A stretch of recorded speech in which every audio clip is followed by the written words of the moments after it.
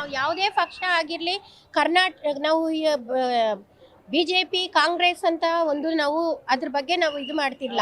ನಮಗೆ ಯಾರ ಕಡೆಯಿಂದ ನಮಗೆ ಒಳ್ಳೆ ಸಪೋರ್ಟ್ ಇದೆಯೋ ನಾವು ಅದ್ರ ಬಗ್ಗೆ ಖುಷಿ ಪಡ್ತೀವಿ.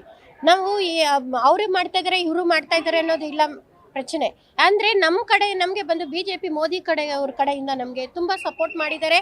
ನಮ್ಗೆ ತಿಳಿದಿರೋ ಪ್ರಕಾರ ನಮಗೆ ಅವ್ರ ಕಡೆಯಿಂದ ನಮಗೆ ತುಂಬ ಸಪೋರ್ಟ್ ಆಗಿರೋದ ಕಾರಣಕ್ಕೋಸ್ಕರ ನಾವು ಈ ಇದಕ್ಕೆ ನಾವು ಅದೇ ಭೇದ ಭಾವ ಇಲ್ದಿರ ಇಲ್ದೇನೆ ನಾವು ಇದು ಮಾಡ್ತೀವಿ. ಎಲ್ಲ ಲೇಡೀಸ್ಗೋಸ್ಕರ ಎಲ್ಲ ಮಾಡ್ತಾ ಇದ್ದಾರೆ.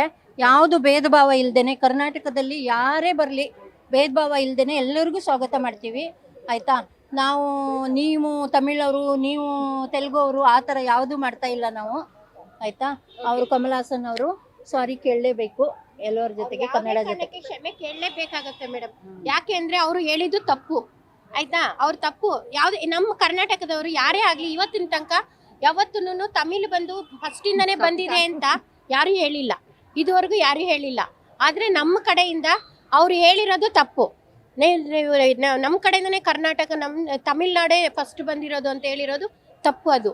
ಆಯ್ತಾ, ಅದು ಆ ತಪ್ಪಿಗೆ ಅವ್ರು ಕ್ಷಮೆ ಕೇಳಲೇಬೇಕಾಗತ್ತೆ. ಯಾಕಂದ್ರೆ ನಾವು ತಮಿಳ ಇಷ್ಟಪಡ್ತೀವಿ, ಇಲ್ಲ ಅಂತ ಹೇಳಿಲ್ಲ. ಕರ್ನಾಟಕದವ್ರಂತೆ ನಾವು ಯಾವುದನ್ನ ಬಿಟ್ಟು ಕೊಡೋದಿಲ್ಲ.